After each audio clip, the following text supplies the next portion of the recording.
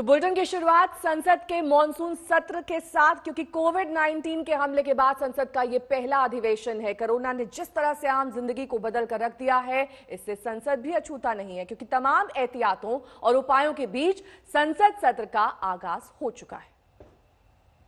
तो सुबह ही संसद सत्र का आगाज हुआ, जिसमें प्रधानमंत्री का संबोधन हुआ। उसमें उन्होंने तमाम जवानों के जज्बे का जिक्र किया और साथ ही कोरोना काल में किस तरीके से सावधान रहना है, इस पर भी कई बातें कही।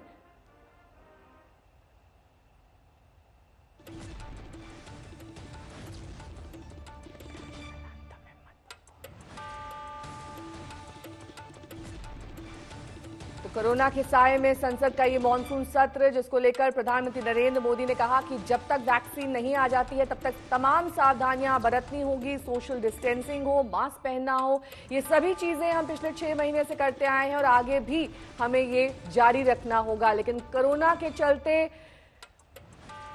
शनिवार और रविवार को भी सत्र चलेगा। इसके साथ ही कई अहम फैसले इस सत्र में लिए जाएंगे। आपको बता दें, कई ऐसे बिल हैं जो पेंडिंग हैं, जिन्हें पारित किया जाना है और कई विषयों पर गहन चर्चा इस मॉनसून सत्र में हो सकती है। लेकिन आप देख सकते हैं, स्पीकर ओम बिरला मास्क के साथ, तमाम सांसद मास्क के साथ, और ये कोरोना काल का पहला सत्र है संसद का, जिसे लेकर तमाम एहतियात और तैयारियां बरती गई। विशेष वातावरण में ये संसद सत्र का आगाज हो रहा है। प्रधानमंत्री नरेंद्र मोदी ने इस बात का जिक्र अपने संबोधन में किया और कहा कि कर्तव्य का पालन करना जरूरी है। देश के वीर जवान सीमा पर डटे हुए हैं, लेकिन यहां पर हमें अपनी कार्रवाई जारी रखनी है। भारत रत्न श्री प्रणब मुखर्जी के दुखद निधन के बारे में सूचित करना है। भारत रत्न श्री प्रणब मुखर्जी ने, जिन्हें हम आदर से प्रणब दाबी के नाम से संबोधित करते हैं, देश में वर्तमान युग के महानतम राजनेताओं में से एक थे। मात्र 24 वर्ष की अवस्था में उच्च सदन के सदस्य बने पूर्व राष्ट्रपति भारत रत्न प्रणब मुखर्जी सच्चे अर्थों में लोकतंत्र की मूल भावना के उपासक थे। वे एक प्रभावी वक्ता, कुशल प्रशासक और सफल राजनेता थे। संसदीय परंपराओं और इतिहास के संबंध में उनका ज्ञान और अनुभव अद्वितीय था। विभिन्न पदों पर रहते हुए राष्ट्र सेवा का उनका 5 दशकों से भी अधिक का अनुभव रहा। वे एक लोकप्रिय नेता थे जो अपनी बुद्धिमत्ता, विद्वता, राजनीतिक कौशल के साथ साथ एक उत्कृष्ट वक्ता के रूप में भी जाने जाते थे। प्रत्येक राजनीतिक दल में उनका सम्मान और आदर था। सदन में होने वाली बहसों को वे बहुत महत्व देते थे। संसद के केंद्रीय कक्ष में अपने विधायी भाषण के दौरान उन्होंने सभी पार्टियों के विशिष्ट वक्ताओं का नाम लेकर कहा था कि उनके भाषणों ने उनके व्यक्तित्व को गढ़ने का काम किया। उनका विचार था कि भारत का संविधान मात्र एक कानूनी दस्तावेज नहीं है, बल्कि देश के सामाजिक आर्थिक परिवर्तन के लिए मैग्ना कार्टा के समान है। अपने लंबे राजनीतिक जीवन में स्वर्गीय प्रणब मुखर्जी ने देश के राजनीतिक घटनाक्रमों का अवलोकन ही नहीं किया, बल्कि उसमें सक्रिय भूमिका भी निभाई। कालांतर में अपने दीर्घ अनुभवों, विशद ज्ञान को उन्होंने पुस्तक के माध्यम से हमारे साथ साझा किया। ये पुस्तकें वर्तमान भारत के राजनीतिक और आर्थिक इतिहास के दस्तावेज हैं। लोकतंत्र, संविधान और राजनीति को लेकर साझा किए गए उनके विचार आने वाले समय में हमें मार्गदर्शन करेंगे। श्री प्रणब मुखर्जी का निधन नई दिल्ली में 31 अगस्त 2020 को 84 वर्ष की आयु में हुआ। माननीय सदस्यगण, मुझे सभा को अपने साथी श्री एच बसंत कुमार और विख्यात गायक पंडित जसराज तथा 13 पूर्व संसद सदस्यों की दुखद मृत्यु के बारे में भी सूचित करना है। श्री एच बसंत कुमार तमिलनाडु के कन्याकुमारी संसदीय क्षेत्र में वर्तमान सदस्य थे। श्री एच बसंत कुमार रसायन उर्वरक संबंधी संसदीय स्थायी समिति के सदस्य, इससे पूर्व वह 2 कार्यकाल के लिए तमिलनाडु विधानसभा के सदस्य भी रहे। श्री एच बसंत कुमार का निधन तमिलनाडु के चेन्नई में 28 अगस्त 2020 को 70 वर्ष की आयु में हुआ। पंडित जसराज जी एक सुप्रसिद्ध शास्त्रीय गायक और भारत में लब्ध प्रतिष्ठित सांस्कृतिक दूतों में से एक थे। पंडित जसराज ने हिंदुस्तानी शास्त्रीय संगीत को अपने स्वर के माध्यम से पूरे विश्व में पहुंचाने के लिए अपना जीवन समर्पित कर दिया।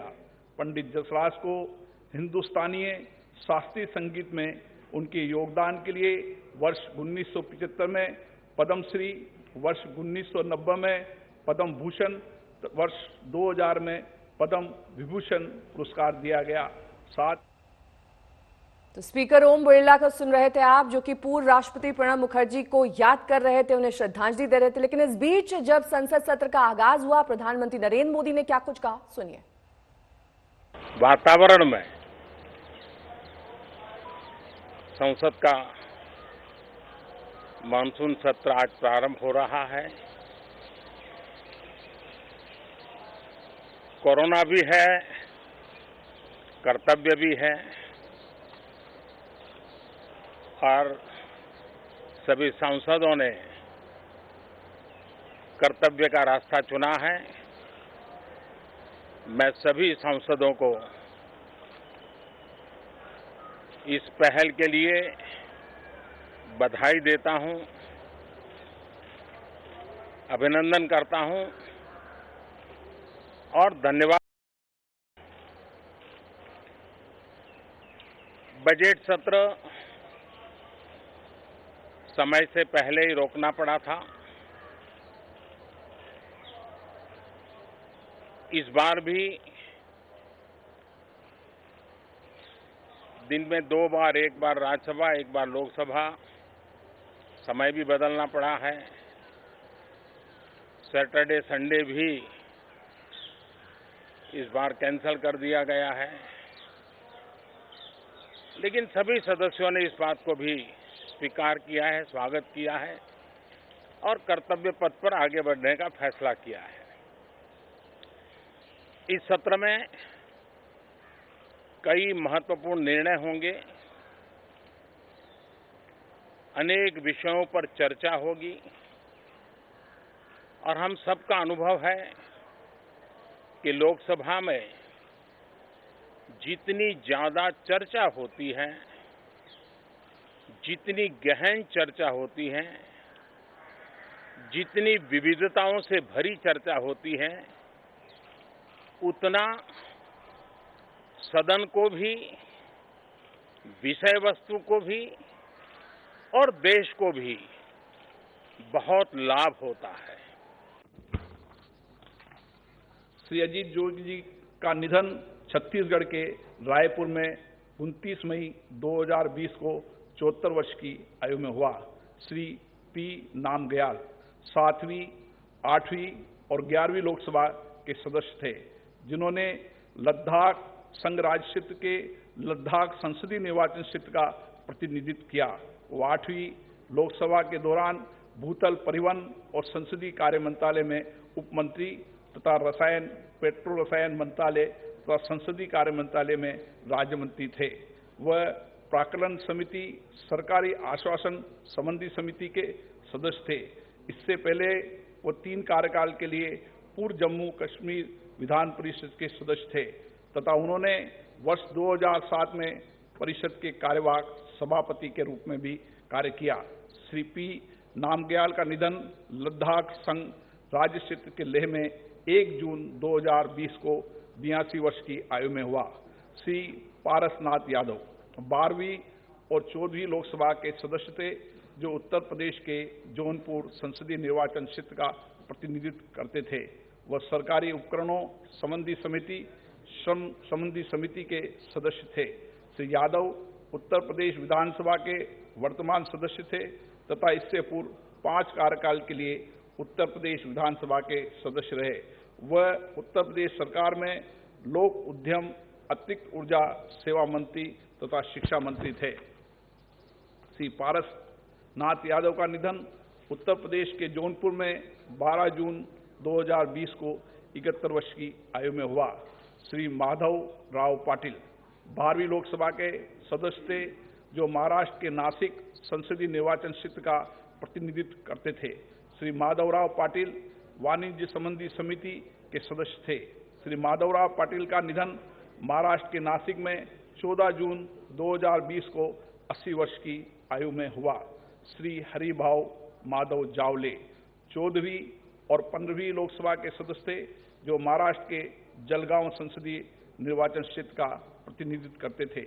वह सामाजिक न्याय, अधिकारिता संबंधी समिति, जल संसाधन समिति और रेल संबंधी समिति के सदस्य थे।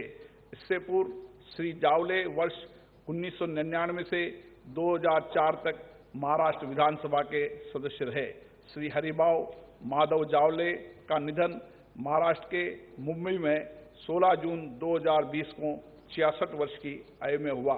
श्रीमती सरोज दुबे उत्तर प्रदेश के इलाहाबाद संसदीय निर्वाचन क्षेत्र से वर्ष 1991 से 1996 तक 10वीं लोकसभा की सदस्य थी। वह वर्ष 1998 से 2004 तक राज्यसभा की सदस्य भी रही। श्रीमती दुबे सरकारी आश्वासनों संबंधी समिति, विज्ञान प्रौद्योगिकी संबंधी समिति, पर्यावरण और वन संबंधी समिति, सरकारी उपकरणों संबंधी समिति की सदस्य भी थी। श्रीमती सरोज दुबे का निधन नई दिल्ली में 21 जून 2020 को 81 वर्ष की आयु में हुआ।